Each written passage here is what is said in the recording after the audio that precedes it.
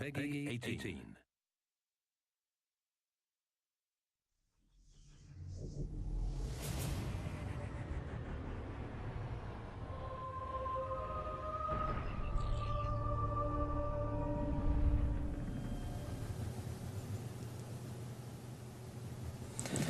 Hello, everyone. Welcome. I'm John Raffis, and we're coming to you live from Treyarch Studios, beaming to you from the multimedia room to Twitch, YouTube, the live event player in the PS4, hell, even Facebook.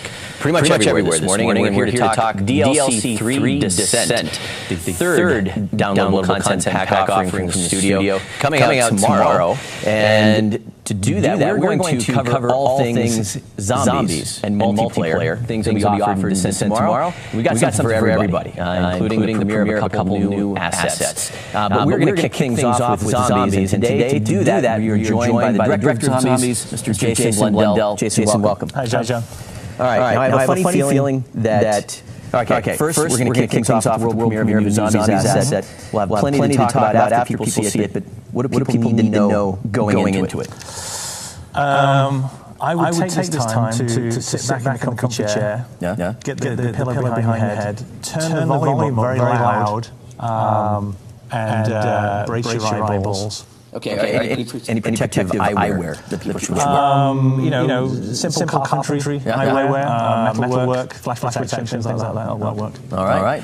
Well, without further ado, let's kick it over to our brand new zombies asset.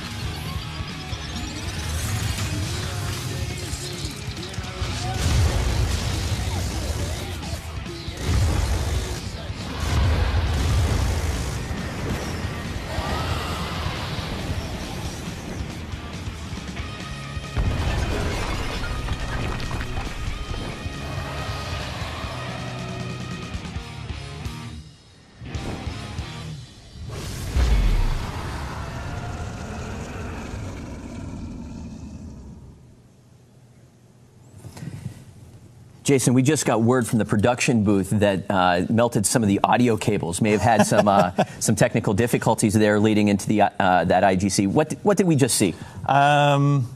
What didn't you just see? We saw some dragons. We saw a huge mech. We saw Nikolai in that universe. We saw some zombies as well. But it was all set to the awe-inspiring tune of Ace of Spades by Motorhead. I know, right? Come at you, full frontal. It really just kind of sets the mood. I mean, that's the kind of piece it is, and DLC 3 really is.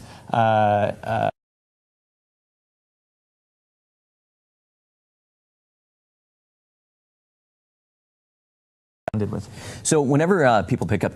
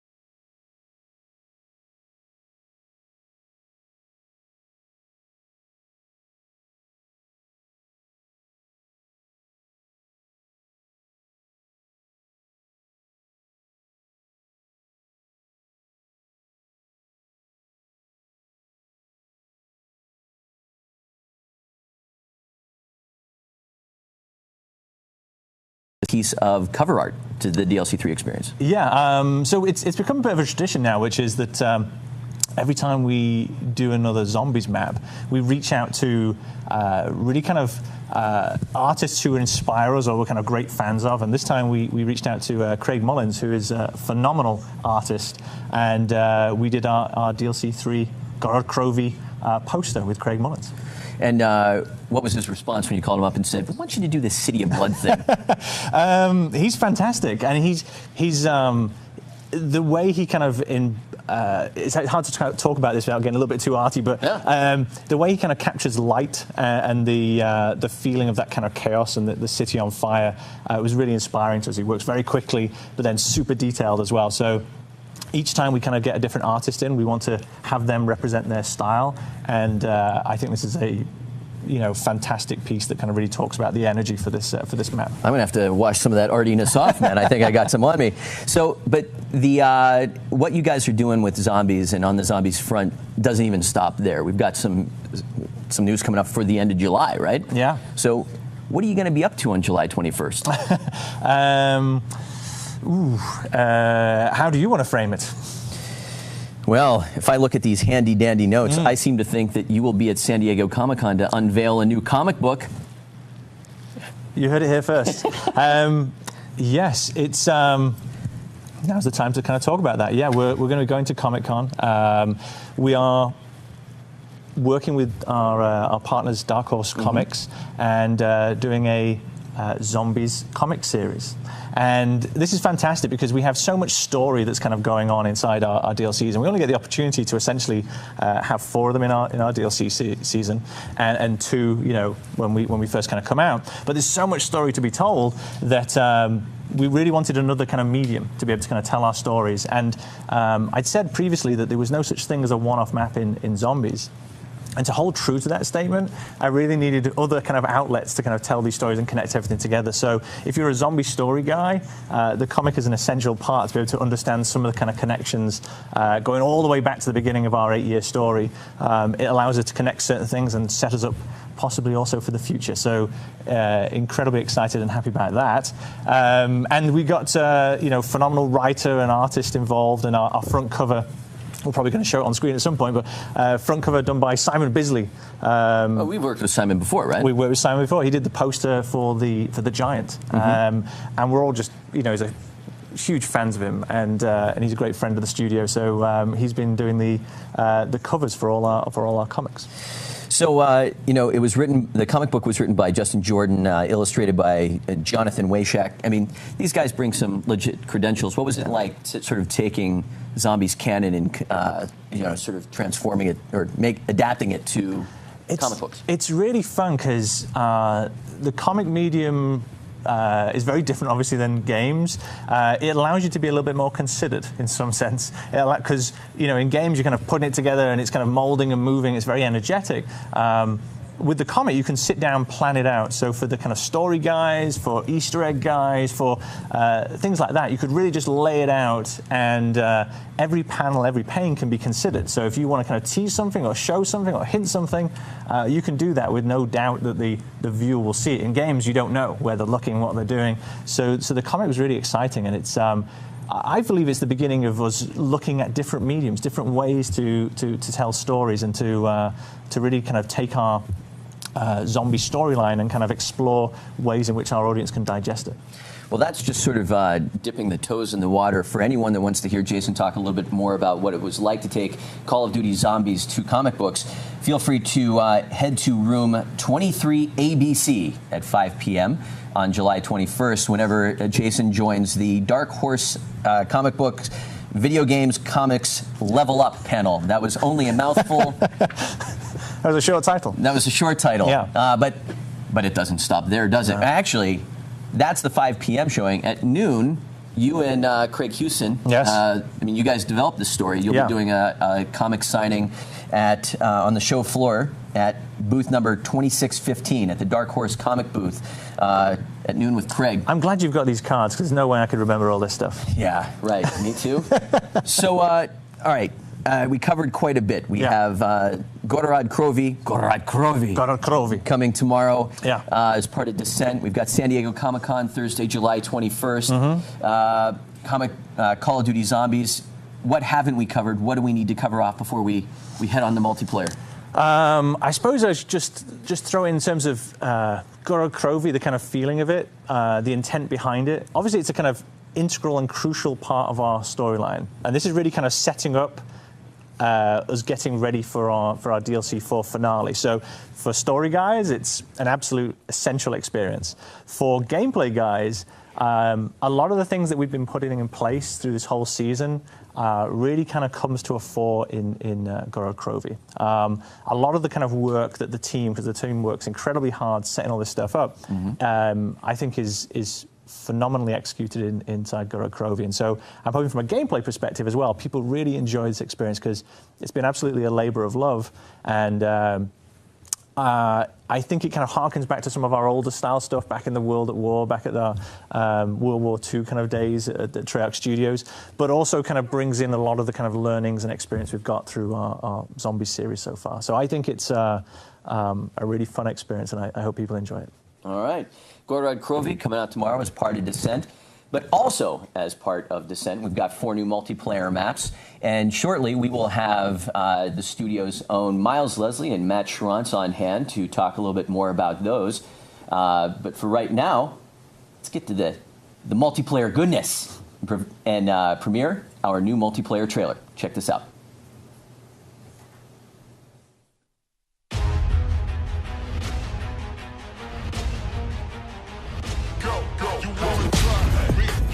Try me, you wanna try me, well here you go. Okay, they can't stop what they can't hold, can't rock what they can't go, can't talk, just can't block, cause I know the things they can't know. Listen, we're in my position, you gotta go take yours, your mission, with every decision, it's like with a great yo. I'm rolling, and they ain't gon' roll over me, cause I'm going, taking everything that I see and that's low to me, you know it. You know that I'm gon' rise above and show it. The word that I put here, do it like that. You know it's me against the world. I got my life, I got my girl. That's what I need, that's what I want.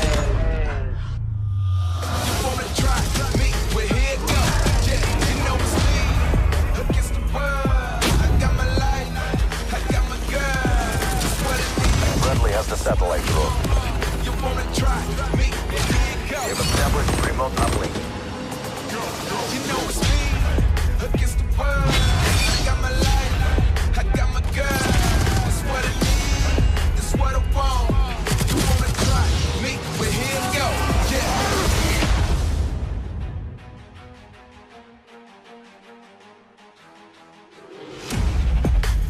Get the season pass now. 4 DLC packs, 1 great price. Let's go.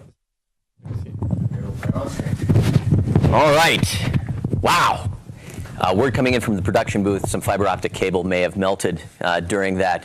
All right, so it's been interesting here at the studio this morning. We've got Mr. Matt Schranz joining us momentarily to talk about the 4 new multiplayer maps available in Descent tomorrow morning. We've got a couple new maps, including Empire, which is the reimagining of the Black Ops 2 favorite raid. Additionally, we have Berserk, Cryogen, and Rumble. What am I forgetting? Oh, wait a second. Mr. Schranz, come join us. Matt, how you doing? Good, how are you? Outstanding. So you were at Cryogen, Rumble? You know what? Let's just pick it up with Empire. Empire, okay. All right? So this is the reimagining of Raid, Yes. the beloved Black Ops 2 fan favorite. So, you know, for DLC 2, there was the reimagining of Bonsai as Verge. Tell us a little bit about what it was like reimagining Empire with the new movement system. Right. So, like you said, with Bonsai, Verge, we took some of those learnings of kind of experimenting with the different movement mechanics of Black Ops 3, which we didn't have in World at War, and then moving that into Raid, which is now Empire. We took a look at that and we tried a few different things. Tried some new wall runs, wrapping the pools around. We looked at that and none of it really made sense. So when it came down to it, we just really tried to preserve that Raid feel. So a lot of the gameplay is going to really feel like Raid. Miles, welcome. Hi. Hey, Miles. Hi, how's it going? Outstanding. Good. Yeah, like Matt said, every reimagined map, we keep learning what not to do. Yeah. So we always push it to the extreme, and we're like, oh, it's going to be so awesome if we do this, because the core movement system usually doesn't, because it does ruin the original. So we tried a lot of things, didn't work. Number one was to maintain the Raid feel, which I think it's got enough Black Ops 3 and the Raid feel in Empire that I think players are going to like it. Well, if I was a Black Ops 2 player and I really loved playing Raid, you know, what am I going to love about Empire? You're going to keep those iconic fights, right, that we had in Raid. You know, right off the spawn, you're going to get those fights across the courtyard that we experienced back in Black Ops 2. You're going to fight over the driveway from the art room to the laundry room, which is now, I think, a hardware room. It's a blacksmith. Blacksmith room, of course. Authentic Roman blacksmith, of course. That's what I'd do. Yeah.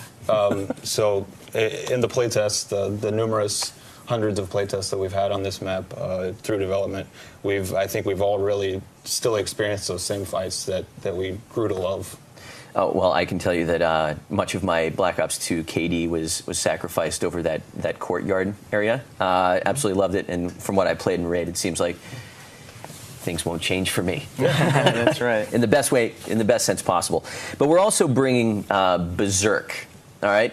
Now this one is a Viking frozen village. That's right. Yeah. This is well, what else would it be?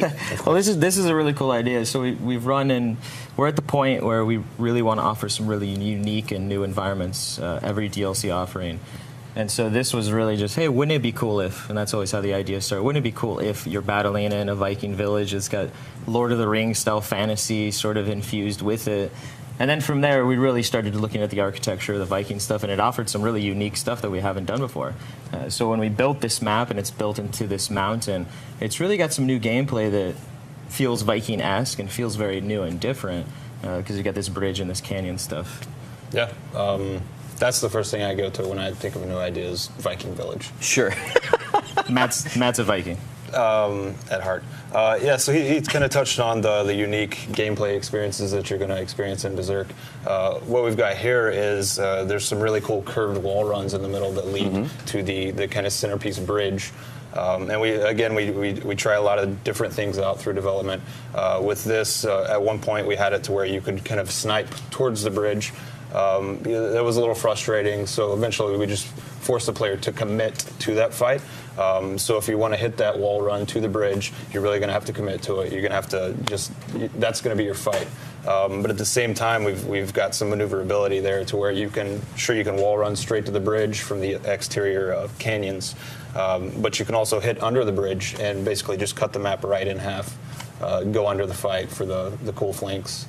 Yeah, it's a lot of fun. This one, I'm a big CTF fan. Yeah. Like so many of you out there.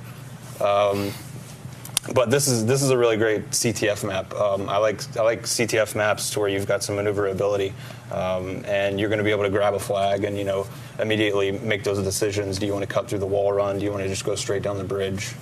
So it's a lot of fun. And Safeguard. Safeguard is really fun. We've got some really cool line battles set up throughout the map, leading to that final push that you get so many times in Safeguard.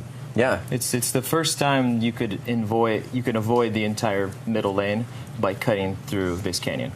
So it offers something new. Is that, like Matt said, you can be clever with the cat and mouse with the flag or an uplink ball or something, and sure, duck out of the bridge, go above the bridge, below the bridge in very interesting ways.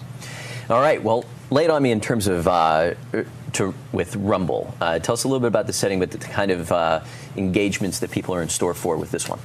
So Rumble is really awesome. I really like this map. And to give you sort of the precursor on why we thought of this idea, so Treyarch and some of the fans kind of rag on us because they say Treyarch only knows how to make 3-lane maps, right? You guys only make formulaic, repetitive 3-lane maps. I've never heard that before. And the funny thing is, the interesting thing there is that if you look at past developers that have made really successful FPS games, they also have 3 lanes. CS and even COD 4, which is heralded as like the greatest COD game ever, and it does have really awesome maps. They all have 3 lanes. So it's not a Treyarch thing, it's just inherent to good map design, but we did want to try to flip it on its head and really try to deliver something that didn't feel like the standard 3-lane style that we do start from. So this map actually really only has 2 lanes, clearly defined 2 lanes. One is an interior in the stadium, this other is this large arena area that offers some overwatches and some really interesting fights. Matt, anything to add? It's what Miles said. Yes, ditto. The 2-lane is really refreshing for gameplay. It kind of cuts down on where you need to look for enemies, but at the same time we've got some nice, like he kind of mentioned, the tunnel that leads from the inside lane to the outside lane. So that tunnel, you're going to be able to take that. We've got a bunker in the arena.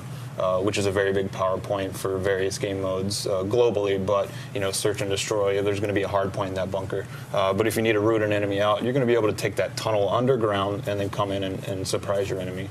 And then, like I said, over that power point, we've got some nice window battles for the snipers, semi-autos. So those window battles are going to be fighting from window to window, and then at the same time, you're going to have that bunker power point.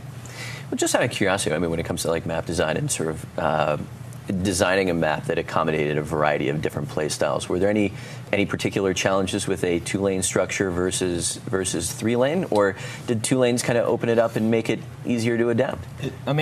It's hard regardless in any lane map because you're trying to give enough variety to every play style so that anyone can be successful. Absolutely.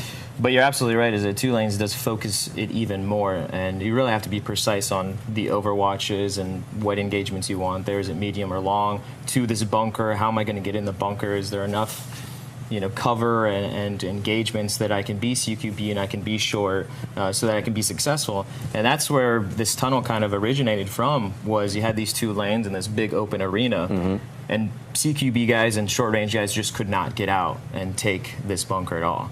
So we were joking, it was like, let's add a bunker, right? And we threw it in and it actually worked, and that's sort of the iterative process of, regardless of things sound silly, you got to try them. So it's got enough variety that it feels fresh, like Matt was saying, and it offers something for everyone. But it was difficult to get there to make sure that it's got that offering. All right. Last map on our list, Cryogen, located out in the Dead Sea. No? Yes. Well, that was a question. It was, It's a sea that's dead. Tell me more. Yeah, that's right. So this is actually a really interesting map because we tried to do a cryogenic prison on BO2. Okay. But it didn't work. It failed.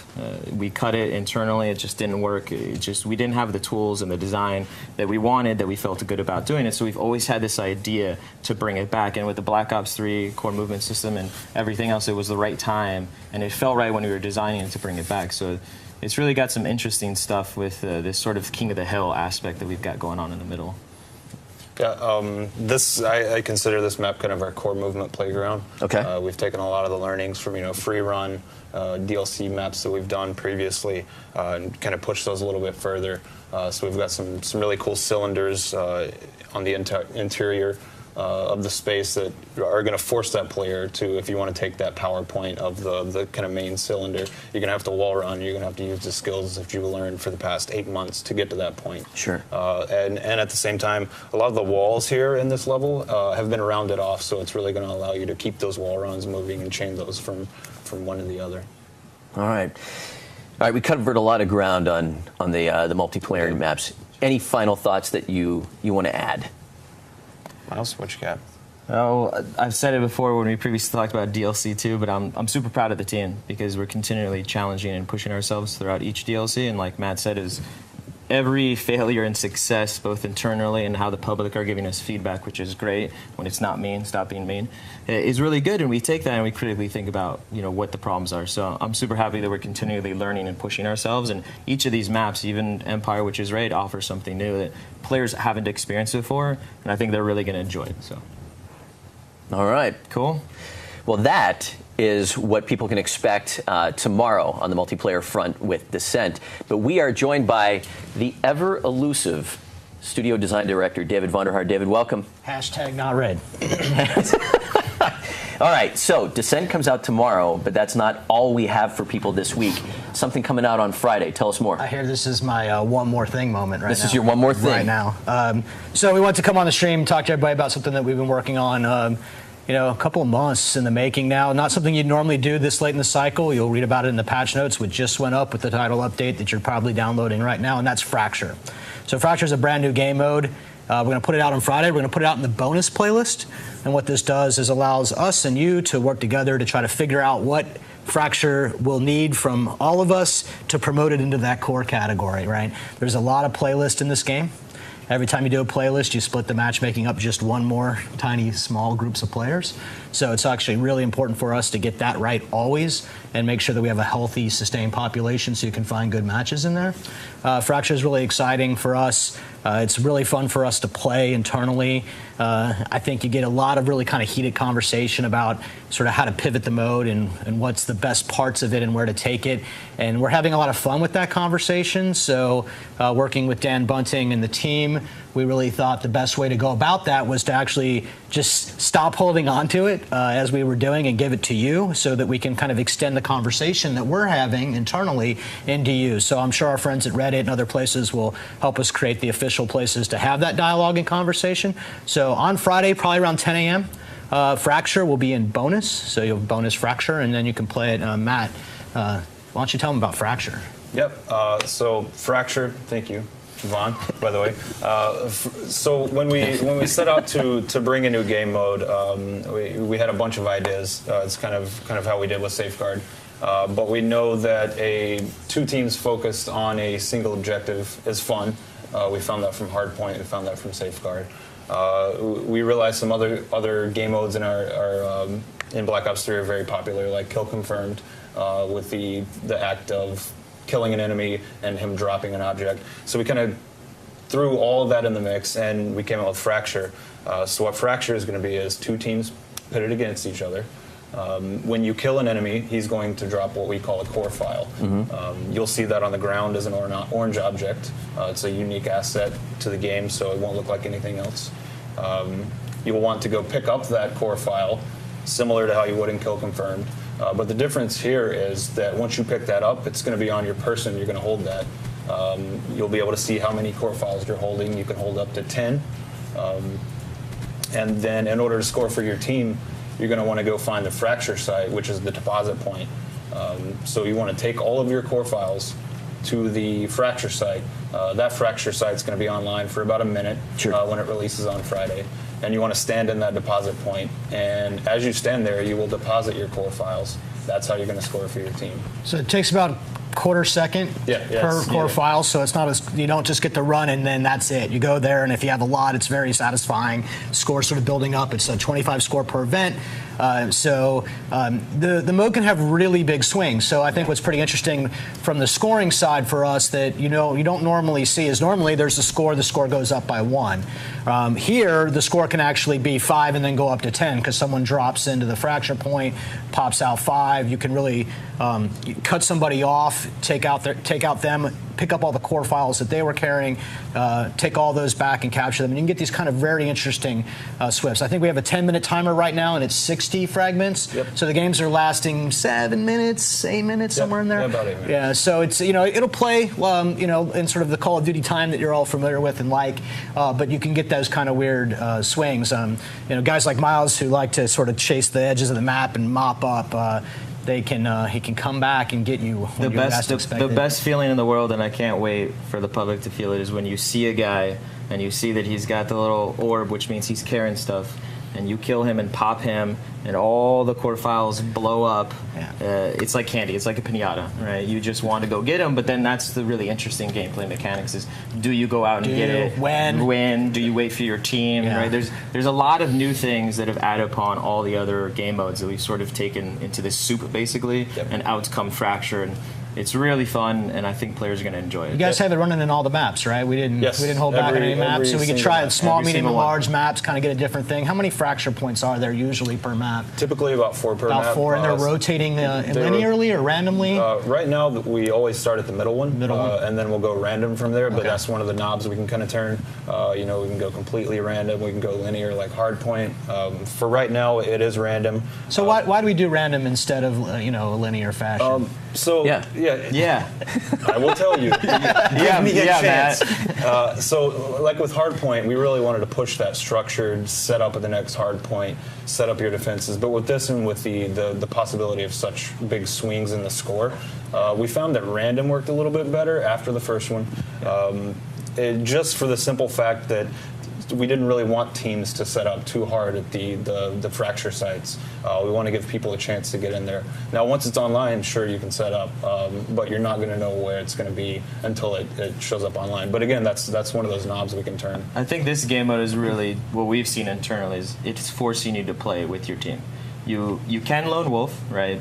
But it's going to be extremely difficult because if you die and you drop those core files, you've essentially given it to the other team. So you're encouraged to really stay by your team and protect them and pick up their core files and really work as a team. You find inspiration wherever you can as a developer. In this case, for me, the thing that was really kind of inspiring, the reason why I really like the mode is I like the pack hunting mentality. Mm-hmm. I like when 2 or 3 of us kind of roll together, sort of pick up each other's messes, and then if you go down, then I can pick up what you drop. You get this kind of really kind of escalating tidal wave of awesomeness that happens when you score in. And Friday, 10 a.m. See you there.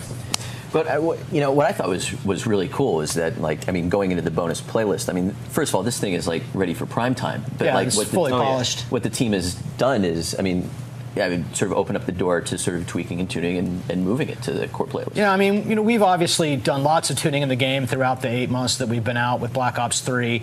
But normally we go in and we're pretty confident, this is the rules the mode should have, this is the score limit, this is how the spawning should work. And we're confident here too. There's a lot of us who think that the mode will play really good as is. But there's the dialogue. I think the fun part now is after 8 months of Black Ops, you can actually have a conversation with people about sort of, what are they experiencing? And then you maybe use it as a learning opportunity to teach how to work with the developer to kind of polish something in a certain way or take it a certain direction. So, mostly it's we have these conversations. We have them every time we play test. So how do we have that conversation with fans? How do we have that conversation with players? That's what I want to get out of it. That's what I'm really excited about. So Matt and I would talk a lot about the importance of positive spawn influencers for friendlies in the mode. And if you turn that up or down, how does the mode change? What behaviors happen then? So what I want to do with this thing, with Matt and the crew, is say to the fans, okay, here's everything you've been saying. We're going to take this knob and we're going to turn it all the way to the right. We're going to do that for a day, a week, a month, it depends. And then this is what we expect to have happen, and then what really happens, and then just start that dialogue, because it's a really good chance. I think a lot of developers and even us, it's a great chance for us to kind of figure out how to reconnect with the fans about how to go about developing something. There's a lot of smart people here that work very hard to make something like this come together, but there's way more of you than there is of us, always. And that will always be true. So how do you have that conversation? And I think now things are maybe just a little more calmed down, after 3 DLCs.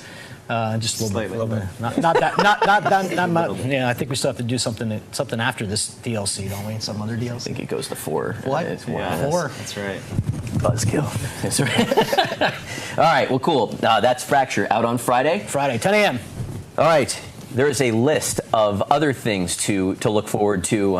Not only do we have Fracture coming out on Friday, tomorrow morning, Jason Blundell is going to be on the PlayStation stream, twitch.tv/PlayStation, to talk and stream zombies. Get that out of the way before you tune into game. That's right, you just saw that. That's a trademark Rafis move right there.